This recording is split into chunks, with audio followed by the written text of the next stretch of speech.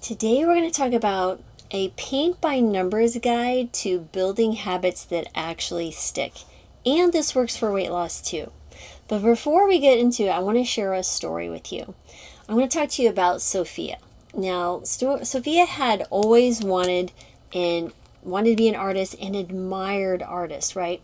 She dreamed of painting a stunning landscape, golden fields stretching under twilight skies. But every single time she sat down with the blank canvas, she froze. Where should she begin? What if she ruined it? The fear of imperfection kept her from even picking up the brush. But then one day, a friend gave her a paint by numbers kit.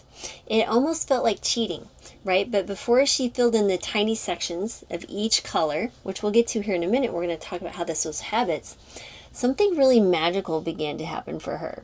Bit by bit, the masterpiece revealed itself. No stress, no overwhelm, just one simple step at a time.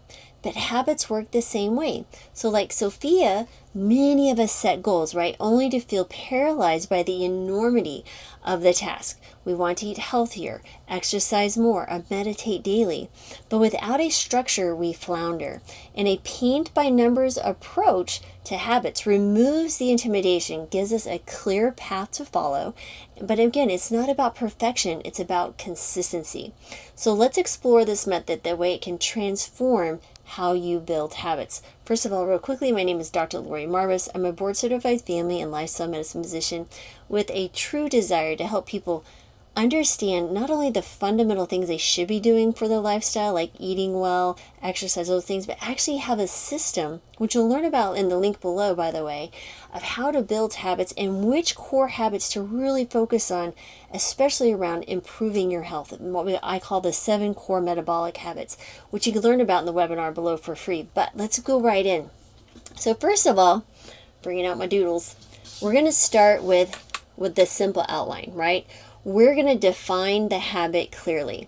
So before Sophia dipped her brush into the paint, for example, she noticed something. The canvas was not blank. It had a delicate outline of the final image was already there, right? All she had to do was follow it. And this is exactly how habits begin. You start with a clear structure, right? If you don't define what you're aiming for, you're going to feel lost. So instead of saying, I want to get fit, you outline a very specific action, right? I will do 10 squats.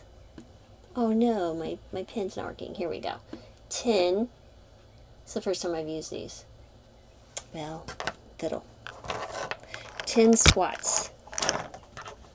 Right? So if you want to do 10 squats after brushing your teeth every morning.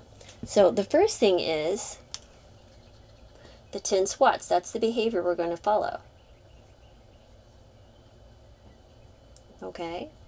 And then every morning after brushing my teeth. So brushing teeth, so it's AM, and you have the brushing of teeth.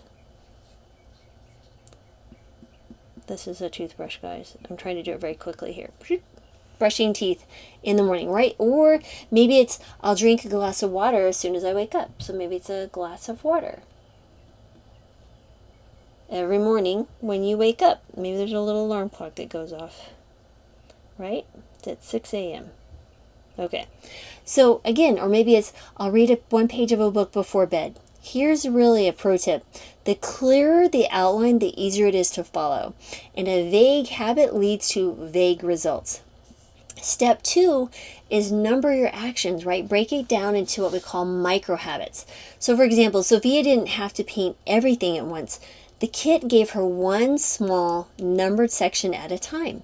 So when she focused on just filling in one small section, right, she felt no pressure to finish the whole painting. So when we set habits, we often think too big. We need to exercise for an hour every day. But just like painting, habits are best built in layers. So if an action feels overwhelming, if it's too big, shrink it down. So instead of exercise for 1 hour, maybe we just do 1 squat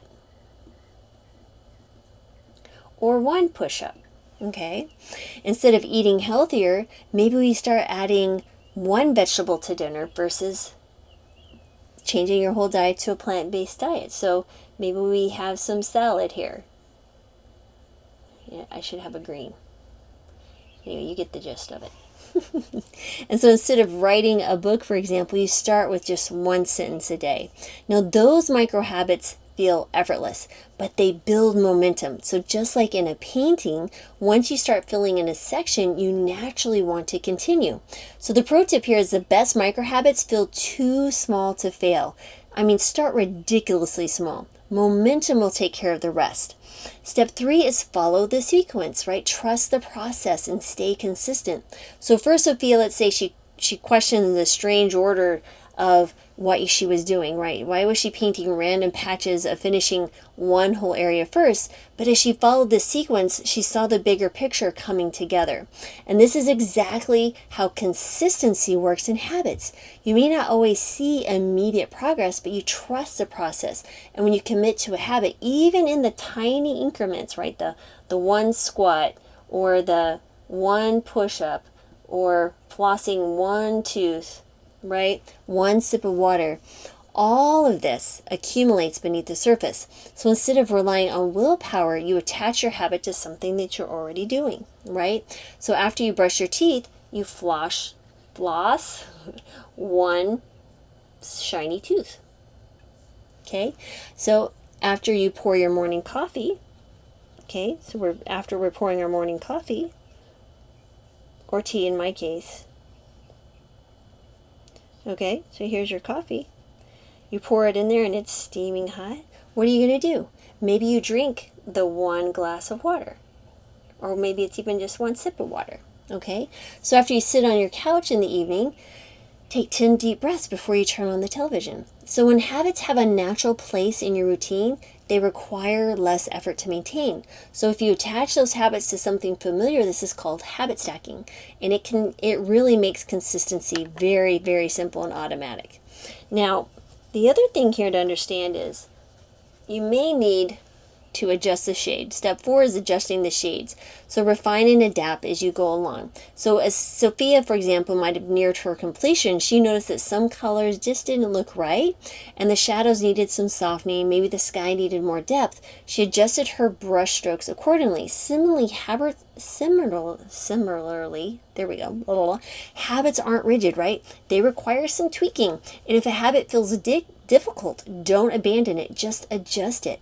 So let's say if you're struggling to meditate for 10 minutes, drop it to 2 minutes. So if you're waking up early to exercise isn't working, switch to afternoons or weekends or evenings, If tracking food feels tedious, maybe just simplify, if tracking food feels tedious, simplify it to just maybe one note per day, like what you ate for breakfast. So many people quit because they assume a habit isn't working, but the truth is it usually just needs a small adjustment.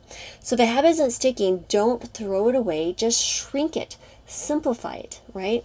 Step 5 is step back and see the bigger picture. So this is what we call, in this case, a habit loop. We're looking at the big picture. What are we building here?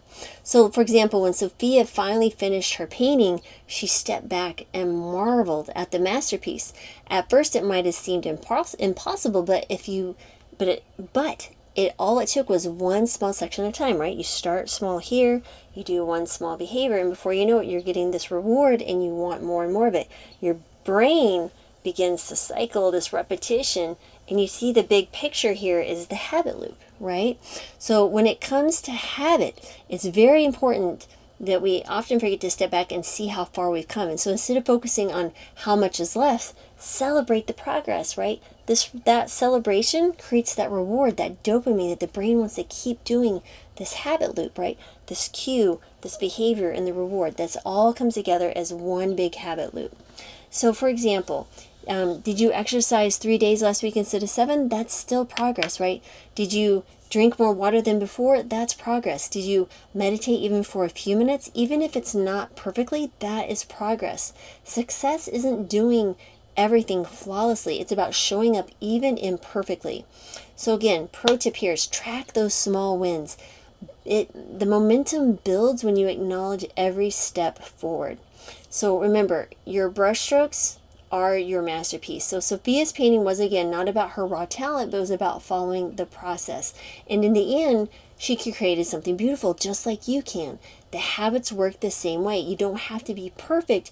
You don't have to finish all at once. You just have to keep showing up brushstroke by brushstroke, action by action. So again, what habit will you do today? And if you're looking for even a more deeper explanation of the systems needed for weight loss, I have an entire free webinar all about that, and I really would love for you guys to check it out. I think you're going to love it. It's literally how to lose weight without counting calories, without feeling the stress and the momentum, or stress without feeling the stress of actually, the willpower, right? So it's how to lose weight effortlessly without dieting, willpower, or counting those calories. And you're going to learn 3 secrets. And this is the important thing here, is that secret number 1 is why trying harder will never get you where you want to go, right? So why trying harder will never work, and what to do instead. Secret 2 is you're not broken. You just haven't tried this yet. Secret 3, the hidden force controlling your habits and how to use this for your advantage. That is honestly the best one. I think that's the most powerful one of all of these. Well, they're all powerful. But anyway, check it out. It's for free down below the webinar. You can watch it on demand anytime. I can't wait to see you there. But I hope this makes sense, that you can literally think of the habits that you're creating are so important. It's like small increments. If you just think about it, it's just when you take one tiny step, this will build momentum. And I know it seems sometimes frustrating and overwhelming when you want to change your life and build better habits and eat healthier and get stronger and all those things. But remember, you have to do one thing at a time. You didn't come out of the womb running, right? You didn't come out of the womb knowing how to do everything you did today. First of all, you looked up and you saw, wow, this wonderful world I'm in. And then you started turning your head and looking around, and then you started rolling, and then you started, rolling on your belly, and you maybe got up and started crawling. And then you started stumbling around walking, right? And then you started running, and then your parents panicked, because that's what parents do when kids start running and crawling on things. So anyway, I hope you found this helpful, and I'm so grateful for you being here. And I'm sending joy, love, and healing your way as always. And thank you for being here, and I hope you have the beautiful rest of your day.